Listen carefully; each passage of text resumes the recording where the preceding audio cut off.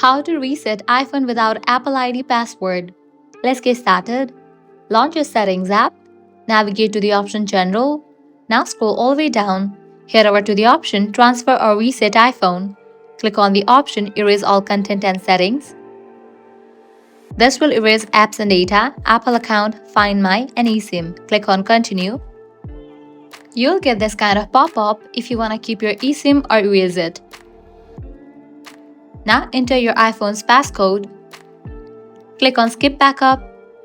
Now you will be prompted to enter the Apple ID's password. Now what you have to do is click on the option Forget Password. Now go ahead and type in your trusted phone number to continue.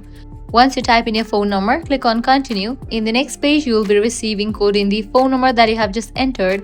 Once you type in that, you will be prompted to enter new password for your account. You have to generate new password, and with that you will be good to go. Now when you will be prompted to enter the password, you can type in that new password and reset your iPhone. So this way you can easily reset iPhone without Apple ID password. If this guide was helpful, don't forget to like, share and subscribe to our channel. Thanks for watching.